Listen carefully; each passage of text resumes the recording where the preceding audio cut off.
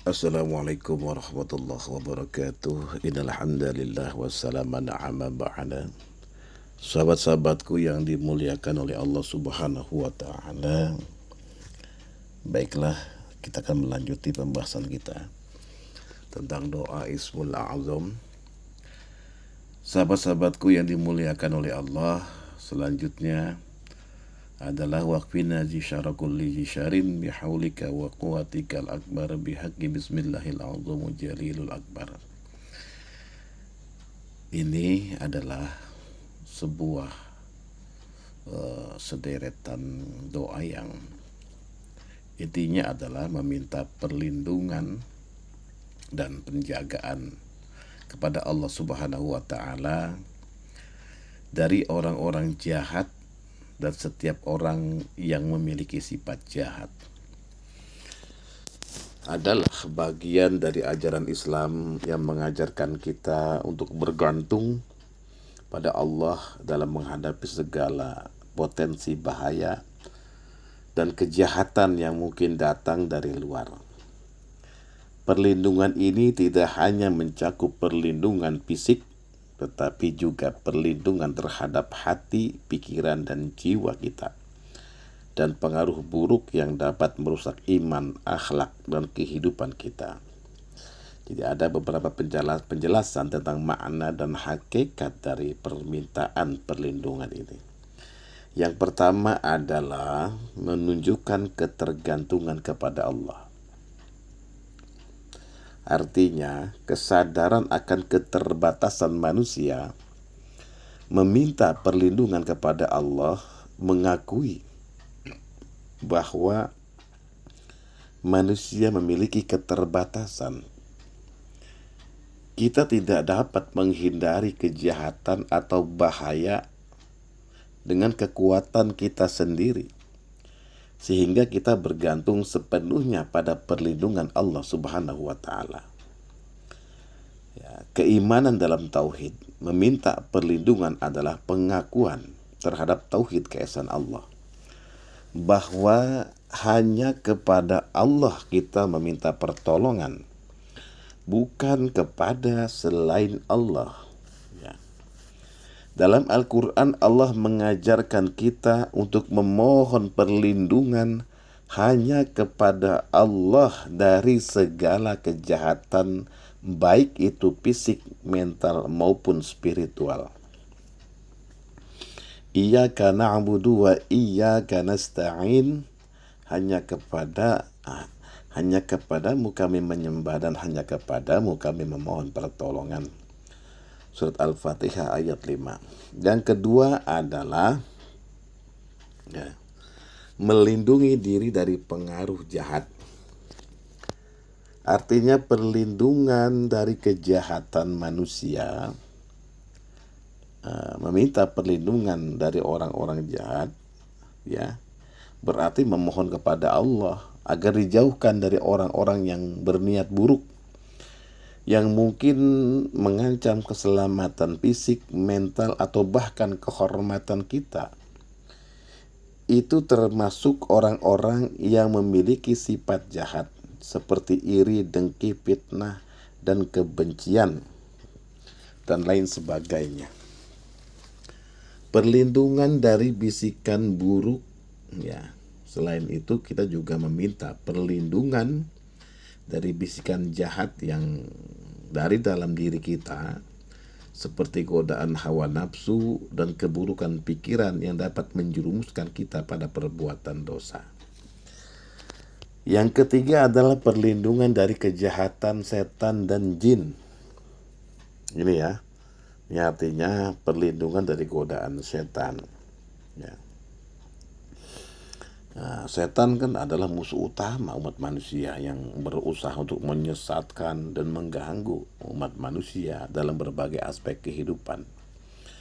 Dalam Islam kita diminta untuk meminta perlindungan kepada Allah dari godaan setan yang dapat membimbing kita kepada perbuatan dosa dan kesesatan. Dan jika setan mengganggumu dengan gangguan, maka berlindunglah kepada Allah. Surat Al-A'raf ayat 200. Perlindungan dari kejahatan jin selain setan, ya, dalam Islam juga diajarkan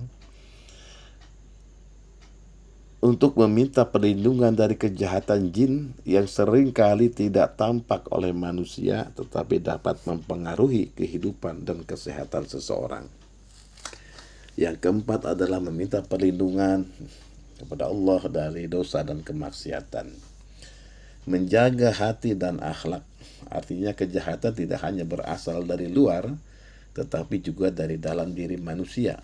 Nafsu yang buruk, ya, seperti kebencian, kedengkian, dan sifat-sifat tercela lainnya, itu bisa merusak iman dan akhlak kita. Oleh karena itu kita memohon perlindungan kepada Allah agar dijauhkan dari sifat-sifat jahat yang bisa menggerogoti hati dan merusak moral kita. Kehati-hatian dalam berinteraksi artinya kita juga meminta perlindungan agar dilindungi dari perbuatan dosa yang bisa menjerumuskan kita ke dalam kemaksiatan yang dapat merusak hubungan kita dengan Allah.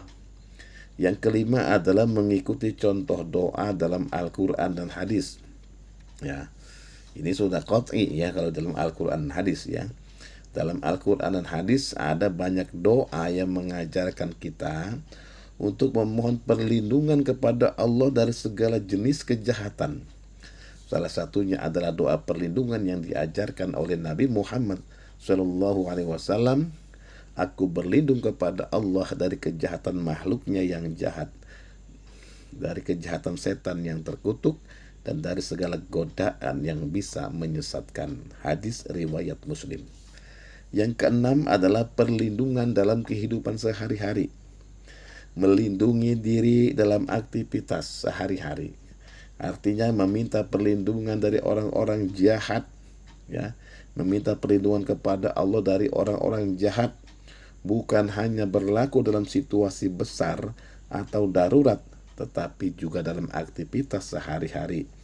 Misalnya saat kita keluar rumah, bekerja, berinteraksi dengan orang lain, kita dianjurkan untuk memohon perlindungan kepada Allah agar kita terhindar dari segala bentuk bahaya fitnah atau kejahatan yang mungkin datang. Menjaga kesehatan dan keselamatan, artinya kejahatan juga bisa datang dalam bentuk penyakit atau kecelakaan. Dengan meminta perlindungan kepada Allah, kita berharap agar Allah menjaga tubuh kita dari segala penyakit dan bahaya yang dapat menimpa kita. Yang ketujuh adalah perlindungan terhadap orang lain. Ya, doa untuk keluarga dan sahabat. Artinya selain meminta perlindungan untuk diri sendiri, Islam juga mengajarkan untuk mendoakan orang lain, seperti keluarga, sahabat, dan umat Islam secara umum, agar dijauhkan dari kejahatan. Doa perlindungan menjadi bagian dari kasih sayang terhadap sesama. Perlindungan untuk umat Islam, artinya dalam konteks lebih luas, umat Islam dianjurkan untuk memohon perlindungan kepada Allah agar umat Islam terhindar dari kejahatan global seperti peperangan, ketidakadilan, dan kezaliman. Yang kedelapan adalah perlindungan dalam perspektif keimanan, artinya menggantungkan harapan kepada Allah, meminta perlindungan kepada Allah, ya, untuk mengajarkan kita untuk menggantungkan harapan hanya kepada Allah. Ini adalah bentuk tawakal, penyerahan diri kepada Allah, karena kita yakin bahwa hanya Allah yang memiliki kekuasaan untuk melindungi diri kita dari segala bentuk kejahatan. Selanjutnya, meningkatkan iman dan ketakwaan. Artinya dengan memohon perlindungan kepada Allah, kita juga memperkuat iman dan ketakwaan kita kepada Allah. Ini adalah pengingat bahwa segala sesuatu yang terjadi adalah atas izin dan kehendak Allah, dan kita hanya bisa berusaha untuk menjaga diri dengan doa dan ibadah. Yang ketiga adalah perlindungan yang sempurna dari Allah. Keamanan di dunia dan di akhirat. Itu artinya perlindungan yang diberikan oleh Allah bukan hanya untuk dunia ini, tetapi juga untuk akhirat nanti. Meminta perlindungan dari Allah adalah bagian dari usaha kita untuk mencari keselamatan baik di dunia maupun di akhirat. Agar apa? Agar kita selamat dari azab dan dosa. Doa sebagai senjata dalam kehidupan. Doa usilahul mu'min, sebagai senjata orang mukmin, ya. Doa sebagai senjata dalam kehidupan. Artinya doa merupakan senjata yang sangat ampuh dalam menghadapi segala bentuk kejahatan, baik yang tampak maupun yang tersembunyi. Dengan berdoa dan memohon perlindungan kepada Allah, kita mengakui bahwa hanya Allah yang mampu memberikan perlindungan sejati. Walhasil, meminta perlindungan kepada Allah Ta'ala dari orang-orang jahat dan setiap orang-orang yang memiliki sifat jahat adalah bagian dari usaha kita untuk menjaga diri dan kehidupan kita agar selamat dari segala bentuk kejahatan yang bisa merusak iman, yang bisa merusak akhlak dan keselamatan kita. Hal ini mengajarkan kita untuk bergantung sepenuhnya kepada Allah dalam setiap aspek kehidupan, mengingat bahwa hanya Allah yang memiliki kekuasaan mutlak untuk memberikan perlindungan dan keselamatan. Makna dan hakikat dari doa meminta perlindungan dan penjagaan kepada Allah melalui Asmaul Husna, nama-nama yang indah, nama-nama Allah yang indah, sangat dalam, karena doa tersebut bukan hanya sekedar permohonan perlindungan, tetapi juga merupakan cara untuk mendekatkan diri kepada Allah dan mengingat sifat-sifat Allah yang sempurna. Setiap nama Allah dalam Asmaul Husna mengandung makna yang mencerminkan kekuasaan, rahmat, dan keadilannya.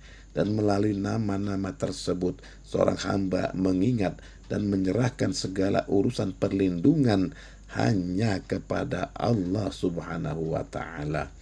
Ada ya, makna dan hakikat dari doa meminta perlindungan dan penjagaan kepada Allah dengan merujuk pada beberapa Asmaul Husna.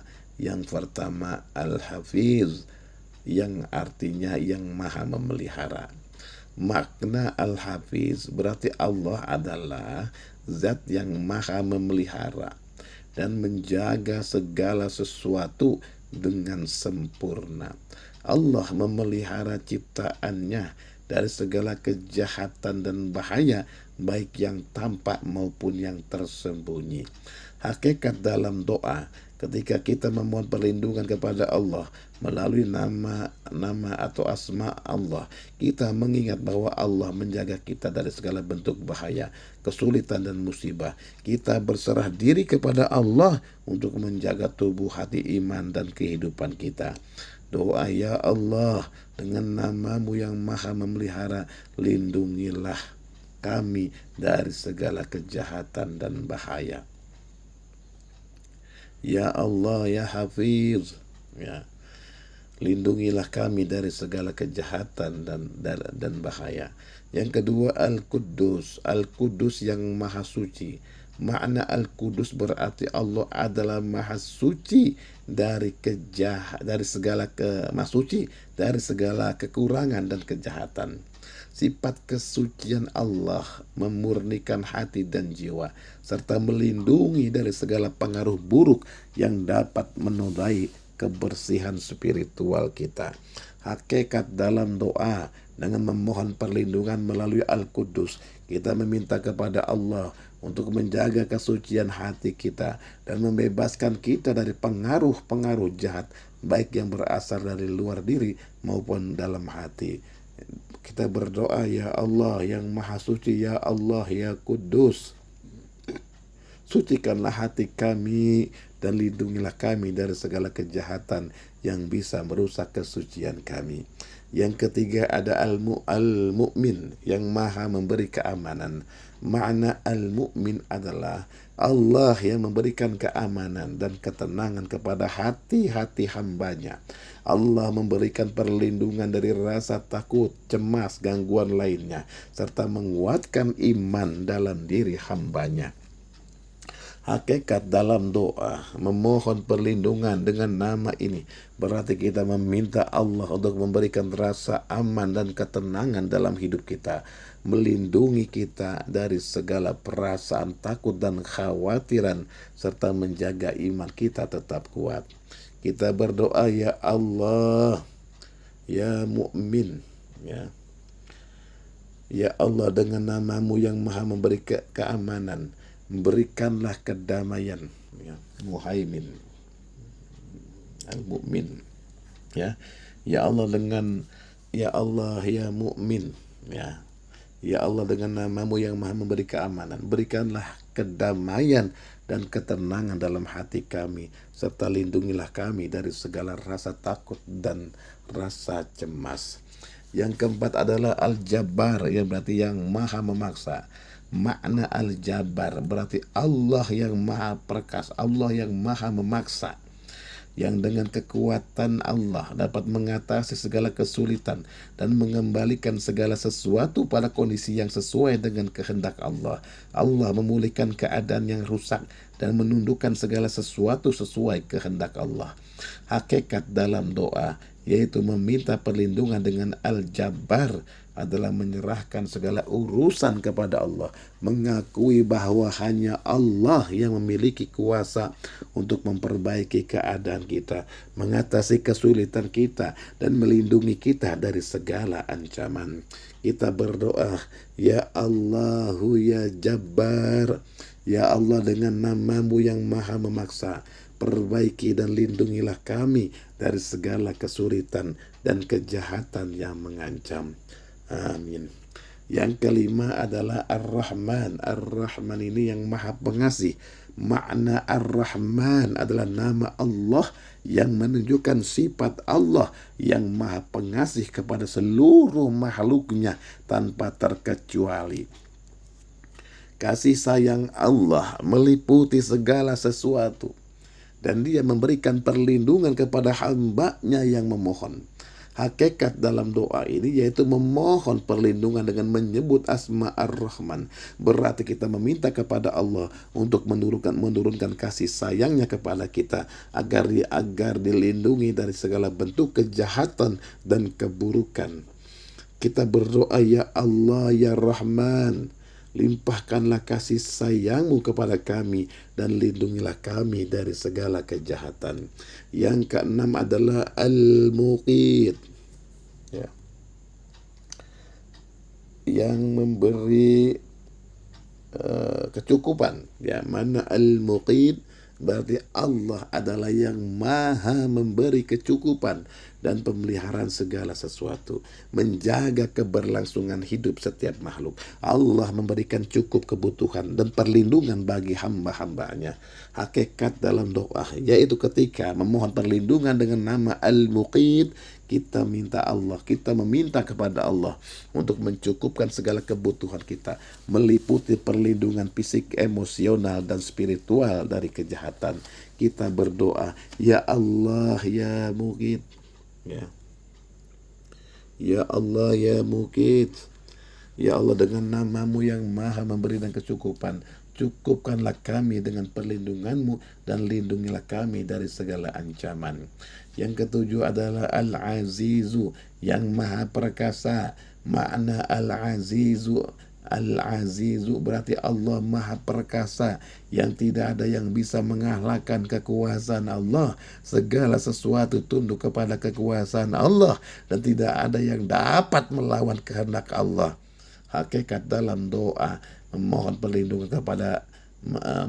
perlindungan kepada Allah melalui asma Al-Aziz, ya berarti kita mengakui bahwa hanya dengan kekuasaan Allah kita dapat terlindungi dari segala bentuk kejahatan, dan dengan kekuatan Allah kita diberikan penjagaan yang sempurna.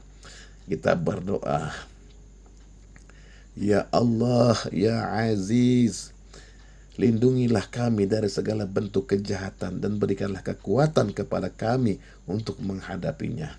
Yang kedelapan adalah Al-Wakil, yang maha mempercayakan. Makna Al-Wakil berarti Allah adalah tempat kita mempercayakan segala urusan. Allah adalah yang menanggung segala sesuatu dengan penuh tanggung jawab. Dan kita diperintahkan untuk menyerahkan segala urusan kita kepada Allah. Hakikat dalam doa memohon perlindungan dengan nama Al-Wakil adalah menyerahkan semua urusan kita kepada Allah dengan keyakinan penuh bahwa Allah yang akan menjaga dan melindungi kita dengan sebaik-baiknya. Kita berdoa, ya Allah ya Wakil, aku menyerahkan perlindunganku hanya kepadamu dan lindungilah aku dari segala kejahatan. Dan selanjutnya adalah Al-Khaliq, ya. Al-Khaliq yang maha pencipta, yaitu makna Al-Khaliq adalah Allah sebagai pencipta segala sesuatu. Segala, ya, ini yang kesembilan, ya. Segala yang ada diciptakan oleh Allah. Dan Allah memiliki kuasa penuh atas segala ciptaannya. Hakikat dalam doa memohon perlindungan dengan asma Al-Khaliq berarti kita memohon kepada Allah yang maha pencipta untuk menjaga diri kita dari segala kejahatan yang bisa merusak ciptaan Allah, baik dalam bentuk fisik, mental maupun spiritual. Kita berdoa, ya Allah ya Khaliq, lindungilah kami dari segala keburukan yang mengancam ciptaanmu. Walhasil, meminta perlindungan dan penjagaan dari Allah melalui Asmaul Husna adalah cara yang mendalam dan kuat untuk mendekatkan diri kepada Allah. Melalui nama-nama yang indah dan penuh makna, kita mengingat sifat-sifat Allah yang sempurna. Kita memohon perlindungan kepada Allah dari segala bentuk kejahatan. Doa ini mengajarkan kita untuk bergantung sepenuhnya kepada Allah, memohon perlindungan dan percaya bahwa Allah yang memiliki kekuatan untuk menjaga dan melindungi kita dari segala bahaya dan kejahatan. Jadi ungkapan ini adalah bentuk doa yang mengandung permohonan kepada Allah, ya. Waqfina syarra kulli syarin bihaulika wa quwwatikal akbar bihaqi bismillahil azamul jalilul akbar. Ya, ini ungkapan ini, ya, bentuk doa yang mengandung permohonan kepada Allah untuk mendapatkan perlindungan, penjagaan dan kekuatan. Maksud dan makna hakikat mencakup beberapa aspek. Aspek yang pertama adalah pengakuan akan keagungan Allah dengan menyebut nama Allah sebagai yang zat yang maha besar, maha agung dan maha mulia. Doa ini mengandung pengakuan bahwa hanya Allah yang memiliki sifat-sifat sempurna dan kekuatan tak terbatas. Hal ini menunjukkan ketundukan total manusia kepada Allah sebagai satu-satunya tempat kita bergantung. Aspek yang kedua adalah permohonan perlindungan dan penjagaan. Doa ini memohon perlindungan dari segala sesuatu yang membahayakan baik fisik maupun non-fisik, seperti gangguan makhluk, godaan setan, atau ujian berat. Perlindungan tersebut diharapkan datang melalui kekuatan dan kasih sayang Allah Subhanahu wa ta'ala yang tak terbatas. Yang ketiga adalah ketergantungan kepada Allah, ya. Aspek ketergantungan kepada Allah dengan menyebut nama Allah yang memiliki sifat-sifat agung. Doa ini menyatakan bahwa manusia lemah tanpa kekuatan Allah. Segala daya dan kekuatan sejatinya berasal dari Allah, sehingga seseorang menyerahkan sepenuhnya urusannya hanya kepada Allah. Yang keempat adalah menanamkan tauhid dalam hati. Doa ini sangat jelas menegaskan keesaan Allah atau tauhid, bahwa hanya Allah yang memiliki daya dan kekuatan mutlak. Ini mengingatkan seorang hamba agar tidak bergantung kepada selain Allah dalam urusan apapun. Dari secara spiritual, doa seperti ini bertujuan memperkuat keyakinan ketenangan batin dan kesadaran akan hubungan manusia dengan Allah Subhanahu wa taala. Hal ini juga mengajarkan manusia untuk senantiasa memohon pertolongan hanya kepada Allah dalam menghadapi segala tantangan. Tentu ya, adalah makna lebih dalam, ada makna yang lebih dalam dari ungkapan tersebut. Ya. Yang kelima adalah kesadaran akan keterbatasan diri. Dengan meminta perlindungan dan kekuatan kepada Allah, seseorang menyadari bahwa manusia memiliki keterbatasan dalam menghadapi tantangan, ujian atau ancaman. Hanya dengan izin dan kekuasaan Allah, segala hal dapat terlaksana. Kesadaran ini adalah bentuk kerendahan hati, tawadu seorang hamba di hadapan Tuhannya. Yang keenam adalah menguatkan ketakwaan dan keimanan. Ungkapan ini adalah refleksi dari keimanan yang mendalam. Ketika seseorang memohon kepada Allah dengan nama-Nya yang agung, ia sebenarnya sedang memperkuat keyakinan bahwa Allah selalu hadir, mendengar, dan menjaga hamba-Nya yang meminta kepadanya. Yang ketujuh adalah penegasan sifat Allah sebagai Al-Hafiz yang maha menjaga. Dalam doa ini terkandung pemahaman bahwa Allah adalah penjaga terbaik, Al-Hafiz. Hanya Allah yang mampu menjaga manusia dari hal-hal yang tidak terlihat seperti makhluk halus, godaan setan atau energi negatif, aura negatif maupun dari ancaman fisik. Yang kedelapan adalah peningkatan spiritual dan kepasrahan total atau yang disebut dengan tawakal. Ya, doa ini mengajarkan arti penting tawakal, yaitu berserah diri sepenuhnya kepada Allah setelah berusaha. Dalam situasi di mana seseorang merasa tidak mampu melindungi dirinya sendiri, doa ini menjadi sarana untuk menyerahkan segala urusan kepada Allah yang Maha Kuasa. Yang aspek kesembilan adalah panggilan untuk menghidupkan keagungan nama Allah.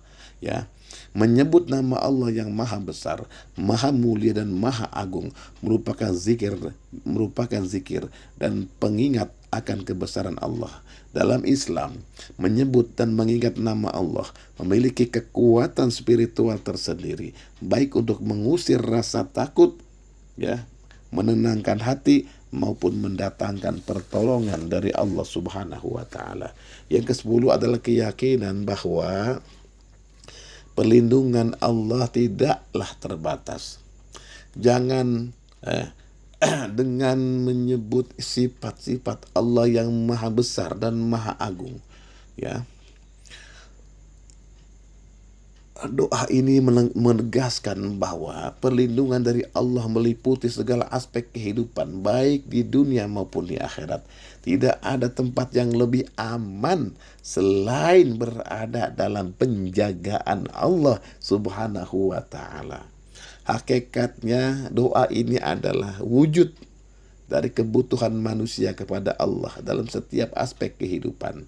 Dengan memohon perlindungan, seseorang juga secara tidak langsung menyucikan dan mengagungkan Allah sebagai satu-satunya sumber kekuatan dan penjaga sejati. Sahabat-sahabatku yang dimuliakan oleh Allah, selanjutnya adalah ditutup dengan kalimat la haula wala quwata illa billahil aliyil azim. Jadi makna dan hakikat dari kalimat la haula wala quwata illa billahil aliyil azim adalah sangat dalam, mencakup pengakuan akan keterbatasan manusia dan kekuasaan Allah yang maha agung. Kalimat ini memiliki makna yang kaya dan mengandung banyak pelajaran spiritual dan filosofis. Ada beberapa penjelasan lebih rinci. Yang pertama adalah makna harfiah. Kalimat la haula wala quwata illa billahil aliyil azim terdiri dari beberapa kata yang membawa makna berikut. La haula, tidak ada daya atau kekuatan, wala quwata, tidak ada kemampuan atau kekuatan, illa billahil, kecuali dengan pertolongan dan izin Allah, al-aliyil azim, yang maha tinggi dan yang maha agung. Secara harfiah, kalimat ini berarti tidak ada daya dan kekuatan kecuali dengan pertolongan Allah yang maha tinggi, yang maha tinggi lagi maha agung. Yang kedua adalah makna filsafat spiritual. Kalimat ini menunjukkan penyerahan diri dan ketergantungan sepenuhnya kepada Allah. Sebagai manusia, Kita sering merasa terbatas dan lemah dalam menghadapi tantangan hidup. Namun dengan kalimat ini kita mengingat bahwa segala kemampuan dan kekuatan yang kita miliki berasal dari Allah. Tanpa izin dan pertolongan Allah, kita tidak akan mampu melakukan apapun. Yang ketiga adalah makna ketergantungan kepada Allah. Kalimat ini mengajarkan kita bahwa dalam segala urusan hidup, baik yang besar maupun yang kecil, kita harus sadar bahwa kita tidak memiliki daya atau kekuatan tanpa pertolongan Allah. Segala usaha dan kerja keras kita perlu disertai dengan doa dan permohonan kepada Allah agar diberikan kekuatan dan kemampuan untuk menyelesaikan setiap masalah. Ini juga mengajarkan tawakal, berserah diri kepada Allah setelah kita berusaha. Yang keempat adalah pengakuan atas kekuasaan Allah. Kalimat la haula wa la quwata illa billahil aliyil azim ini juga adalah bentuk pengakuan bahwa Allah adalah satu-satunya sumber kekuatan dan daya yang tidak terbatas. Billahil aliyil azim menggambarkan sifat Allah yang maha tinggi dan maha agung, yang memiliki kekuasaan tak terbatas atas segala ciptaannya. Segala sesuatu yang ada di alam semesta ini adalah ciptaan Allah dan berada dalam kekuasaan Allah. Yang kelima adalah penyembuhan dari kesulitan dan kesusahan. Kalimat la haula wa la quwata illa billahil aliyil azim ini sering diucapkan saat seseorang merasa tertekan menghadapi kesulitan atau berada dalam situasi yang tampaknya tidak ada jalan keluarnya. Dengan mengucapkan kalimat ini, seseorang mengingatkan dirinya bahwa dalam keadaan apapun Allah adalah satu-satunya yang dapat memberikan solusi dan kekuatan. Ini membawa rasa ketenangan dan harapan karena kita percaya bahwa Allah memiliki kekuatan untuk mengubah keadaan kita menjadi lebih baik lagi. Yang keenam adalah bentuk ketaatan dan tawakal. Secara lebih mendalam, kalimat la haula wa la quwata illa billahil aliyil azim ini mengajarkan kita untuk menghindari rasa sombong atau merasa cukup dengan kekuatan dan kemampuan diri kita sendiri. Kita harus selalu mengingat bahwa segala kemampuan kita, baik fisik maupun intelektual, adalah anugerah dari Allah. Kalimat la haula wa la quwata illa billahil aliyil azim ini juga mengingatkan kita untuk tidak meremehkan kekuasaan Allah. Karena hanya dengan izin Allah kita bisa mencapai apa yang kita cita-citakan. Dengan demikian, kalimat la haula wa la quwata illa billahil aliyil azim ini menjadi bentuk ketaatan kepada Allah dan tawakal atau menyerahkan hasil kepadanya setelah berusaha. Yang ketujuh adalah makna dalam menghadapi ujian dan musibah. Ketika seseorang menghadapi ujian dan musibah, kalimat ini mengajarkan kita untuk tetap sabar dan berserah diri kepada Allah. Dalam situasi sulit, seringkali kita merasa tidak mampu untuk menghadapinya. Dengan mengucapkan kalimat ini, kita mengingatkan diri bahwa Allah lah yang memberikan kekuatan untuk melewati segala ujian hidup. Ini juga menjadi pengingat bahwa dalam setiap musibah ada hikmah dan pelajaran yang bisa kita ambil, dan bahwa segala sesuatu terjadi dengan kehendak Allah. Yang kedelapan adalah makna dalam doa dan ibadah.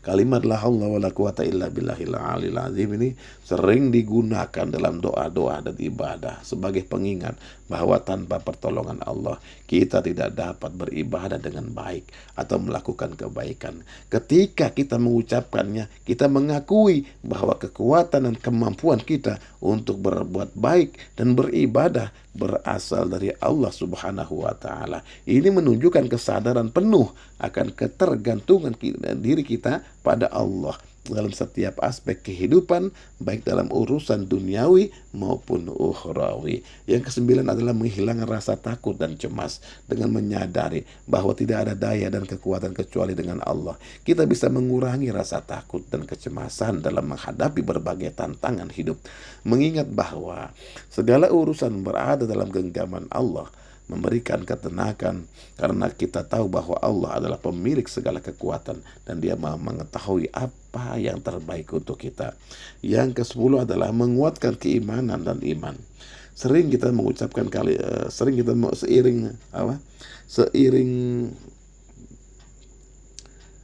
kita mengucapkan kalimat la haula wala quwata illa billahil aliyil azim ini. Ya, ini dapat memperkuat iman kita. Dengan mengingat diri kita bahwa segala daya dan kekuatan kita berasal dari Allah, kita lebih cenderung untuk mengandalkan Allah dalam segala aspek kehidupan.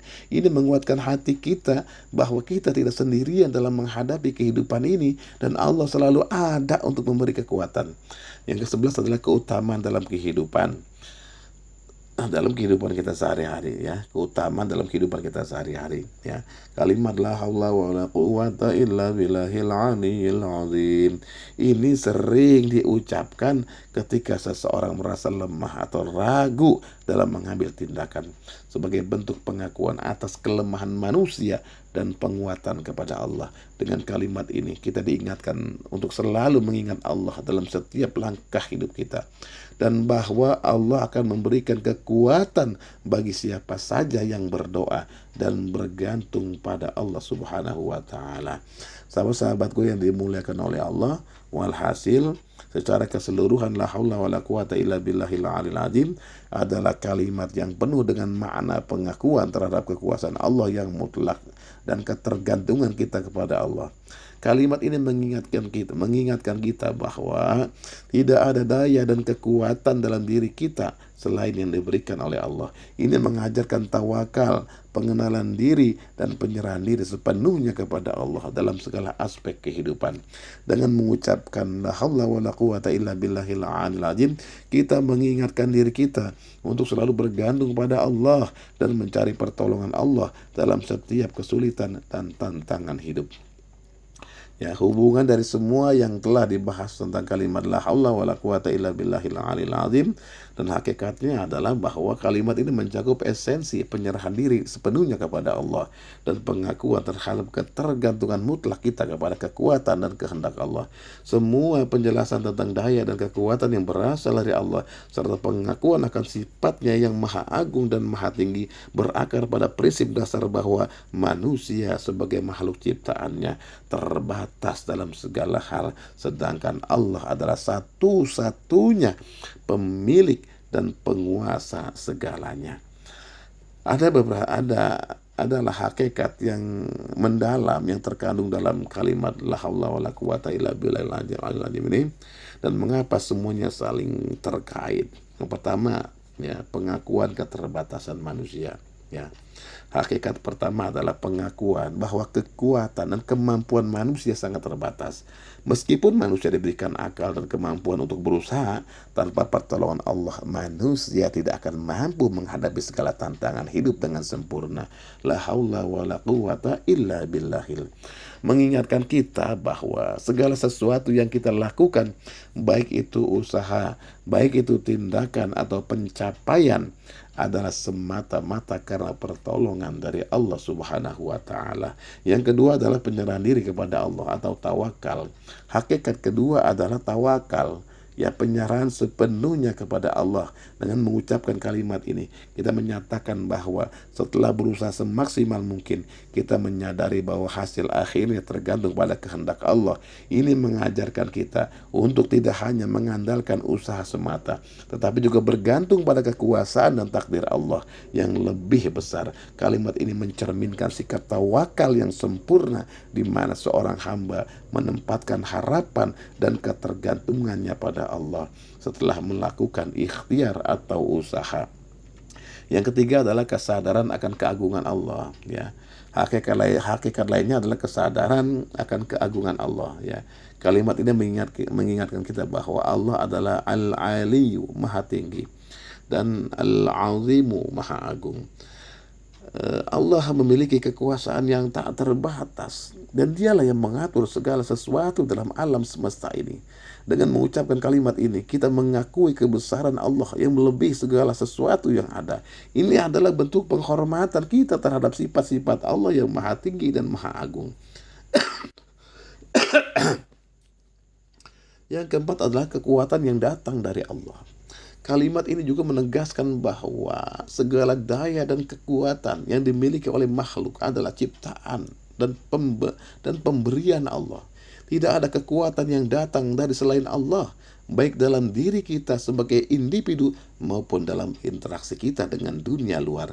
Segala kemampuan yang ada pada diri kita adalah anugerah dari Allah. Dan dengan mengucapkan kalimat ini, kita mengingatkan diri kita untuk bersyukur atas segala kekuatan yang diberikan, sambil tetap menyadari bahwa kekuatan itu bukan milik kita secara hakiki, tetapi milik Allah Subhanahu wa ta'ala. Yang kelima adalah kesadaran akan takdir dan ketentuan Allah. Selain itu, kalimat ini mengajarkan kita untuk menerima takdir Allah dengan lapang dada. Terkadang kita menghadapi situasi yang sulit dan tampaknya mustahil untuk kita atasi. Namun melalui kalimat ini, kita diingatkan bahwa segalanya terjadi dengan izin dan takdir Allah. La haula wa la quwata illa billah. Menunjukkan bahwa tidak ada yang terjadi tanpa izin Allah. Dan segala yang terjadi di dunia ini adalah bagian dari takdirnya yang maha agung. Yang keenam adalah keterhubungan antara doa dan ibadah. Ya. Korelasinya dalam kehidupan sehari-hari adalah bahwa kalimat ini bisa menjadi doa, ya, dan zikir yang terus-menerus kita amalkan dalam setiap langkah hidup kita. Dengan menyebutkan kalimat ini, kita juga mengingatkan diri kita untuk terus-menerus memohon perlindungan dan pertolongan Allah, terutama ketika kita merasa lemah atau kesulitan. Ini menciptakan keterhubungan yang lebih erat di antara kita dengan Allah dalam setiap aspek hidup kita, baik dalam menjalani kehidupan sehari-hari maupun dalam melaksanakan ibadah kepada Allah. Yang ketujuh adalah sumber kekuatan untuk menghadapi ujian. Saat kita menghadapi ujian, masalah, kerebutan hidup atau musibah, kalimat ini menjadi sumber kekuatan untuk bertahan. Ketika kita merasa tidak mampu menghadapinya, kalimat ini juga mengingatkan kita untuk mengandalkan Allah yang memiliki kekuasaan untuk mengubah situasi kita. Hakikatnya, ini membawa kita pada keimanan yang mendalam bahwa Allah selalu bersama kita, memberikan kekuatan dan kemudahan meskipun kita merasa tidak mampu. Yang kedelapan adalah pelajaran tentang keikhlasan dan ketaatan. Dalam hakikat yang lebih luas, kalimat ini mengajarkan kita untuk tidak hanya mengandalkan diri sendiri, tetapi untuk berikhtiar dan bertawakal. Ini juga mengajarkan kita tentang keikhlasan dalam berdoa dan ketaatan kepada Allah dalam segala hal. Allah menginginkan agar kita selalu ingat bahwa hanya dengan kehendak Allah segala sesuatu bisa tercapai atau terhindar. Ini menjadikan kita hamba yang selalu rendah hati dan bergantung sepenuhnya pada kekuatan dan kasih sayang Allah.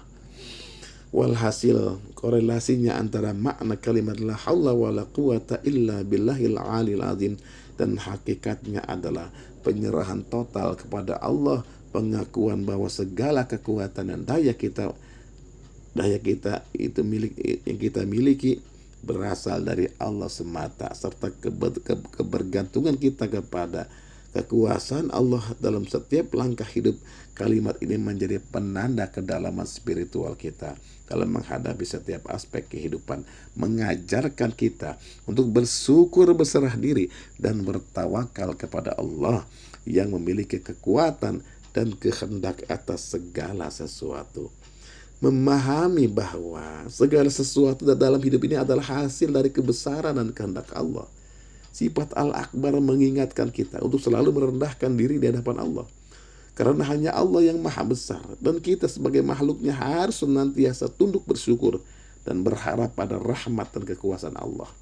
Dengan memahami kebesaran Allah yang tak terhingga, kita diingatkan untuk selalu memperbaiki ibadah kita, menjadikan Allah sebagai sumber kekuatan dalam menghadapi ujian hidup, serta senantiasa meningkatkan rasa syukur atas segala nikmat Allah Subhanahu wa Ta'ala. Esensi dari penjelasan tentang sifat-sifat Allah yang disebutkan ya seperti Al-Azamu, Al-Azimu, Al-Jalilu, Al-Akbar adalah untuk menggambarkan kebesaran, keagungan dan kemuliaan Allah yang tidak terhingga. Setiap sifat ini menggambarkan aspek berbeda dari kebesaran Allah yang mencakup zatullah, sifatullah, ya af'alullah dan pengaturan alam semesta. Ya, yang pertama Al-Azim menekankan kebesaran Allah, ya Al-Azam menekankan kebesaran Allah yang melampaui segala hal, baik dalam zat, sifat maupun perbuatannya. Ini mengingatkan kita tentang kekuasaan mutlak Allah yang tidak ada tandingannya, ya. Kemudian Al-Jalil menunjukkan kemuliaan Allah yang tidak tertandingkan, yang ada pada setiap sisinya.